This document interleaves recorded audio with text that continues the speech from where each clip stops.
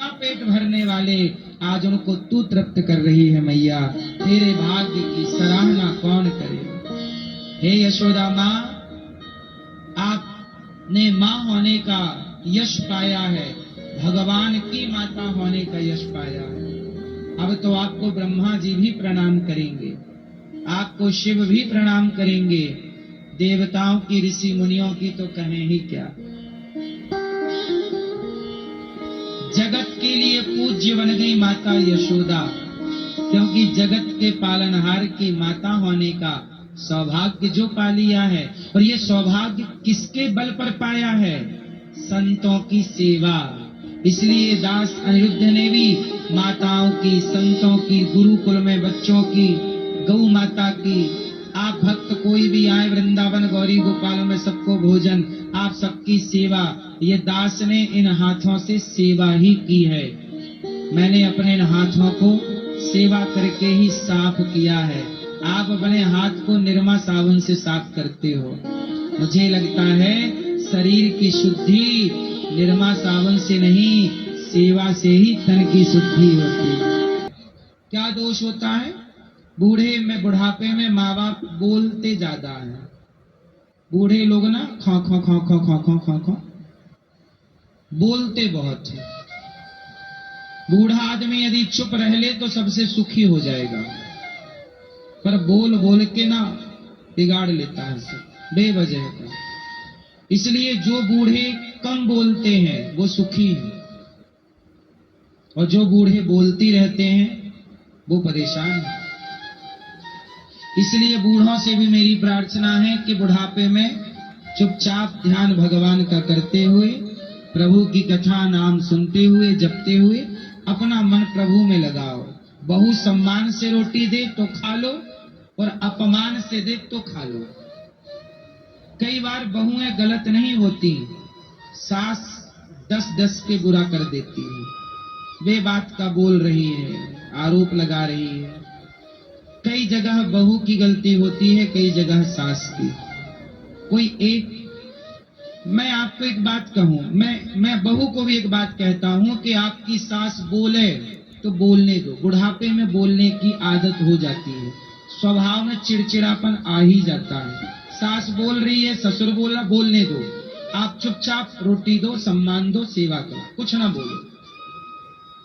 ये बहू की समझदारी है। और सास ससुर मतलब बूढ़ों की समझदारी ये है कि तुम्हारी बहू अच्छी नहीं है, अपमान से सम्मान से रोटी देती है, रोटी खा लो। अब ये ना देखो कि ये सम्मान की है कि अपमान की। अपना खाओ और अपना प्रभु में मन लगाओ, और अपना शांति से आराम से मरो। ज्यादा किचपाट करने की जरूरत नहीं है, क्योंकि अब यहां उलझने का टाइम रहा नहीं। अब तो देखो जीवन का आखिरी पड़ाव है, अंतिम चरण है। बुढ़ापा मतलब आखिरी। अब किससे उलझना है? अब तो सुलझो। अब तो देखो क्या करना अपने को, सुलझना है, उलझना नहीं है। अब सुलझो। हमारे शास्त्र कहते हैं कि एक टाइम बाद, भागवत जी में एक कथा है, सुनाता हूं। भागवत जी में एक पंडित जी की कथा। एक पंडित जी थे, बड़े कंजूस थे, पैसा बहुत था। क्या मजाल के पत्नी कपड़े पहन ले अच्छे से, पत्नी को ना कपड़े पहनाते ठीक ठाक से, ना बच्चों को ठीक खिलाते पिलाते, बड़े कंजूस। बच्चों ने देखा पिता पैसा बहुत है पर देते कुछ नहीं हो। एक दिन क्या हुआ, बच्चों ने और पत्नी ने योजना बनाई कि बूढ़े बुढ़े को ना निपटाओ। पैसा बहुत रखा, देता कुछ नहीं है, ना खाने दे रहा, ना पहनने दे रहा, कुछ नहीं। योजना बनाई कि इसको निपटाओ। अब उसके बच्चों ने क्या किया, बूढ़े बाप को मार लगाई, पंडित जी को मारा। और जब मारा, पंडित जी समझ गए तो मार डालेगा। अब पंडित जी वहां से भागे, जैसे जैसे प्राण बचा के भागे।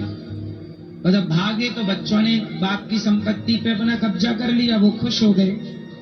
पर इस व्यक्ति ने, पंडित जी ने कहा कि राम राम, सारी जिंदगी मैंने पैसे जोड़े, आखिरी में जिस बेटे परिवार के लिए पैसा जोड़ा वो मुझे रोटी देने की बजाय गला दबाने को तैयार है। उस आदमी को वैराग्य हो गया। राम राम, ये संसार, पैसा, परिवार, ये सब अज्ञानवश पीछे पड़ रहे हैं लोग। अब उस पंडित जी ने सब कुछ त्याग दिया, घर से मोह, पैसे से मोह, सब दे दिया, ले लो सब, और अपने को ऐसे कर लिया कि अब ना उसे सम्मान से मतलब ना अपमान।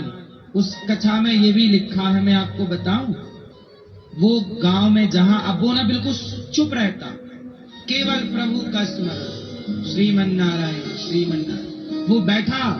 अब गांव में तो कंजूस के नाम से ख्याति हो ही गई थी, बड़ा कंजूस है, बड़ा पापी है, लोग यही बोलते, पापी कहीं का, है ना, कंजूस कहीं का। क्या करते लोग, कई बार ना जवान जवान बच्चे आते और उसकी इंसल्ट करने के लिए, उसके, वो बैठा, वो अपना ध्यान भगवान का कर रहा, लेकिन लोगों को तो यही पता था ये पापी और कंजूस है, तो लोग आते, बच्चे आते, उसके ऊपर सूसू कर देते, उसके ऊपर कुत्ते का मलमूत्र फेंक देते।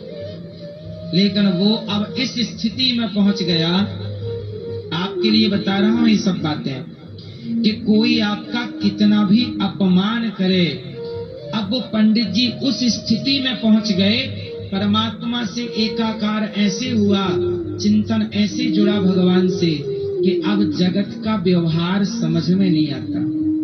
कोई हमारा सम्मान कर रहा है कि कोई हमारा अपमान कर, अब वो सम्मान और अपमान की सीमा से ऊपर उठ गए। अब कोई अपमान नहीं लगता, कोई सम्मान नहीं लगता।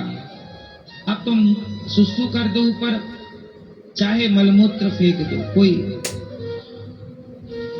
ऐसे पंडित जी ने अपने चित्त को भगवान में ऐसे जोड़ा कि उन कंजूस पंडित जी का आखिरी में कल्याण हो गया। इसलिए कहता हूं कि जीवन जैसे बीता तो ठीक है, लड़कपन जवानी जैसी गई गई बुढ़ापा, अब अक्कल आ जाए तो अब इससे उठ जाओ। अपमान कर रहा है कोई करने दो, सम्मान कर रहा है कोई करने दो, ध्यान मत दो, सम्मान और अपमान दोनों को एक समान समझने लग जाओ।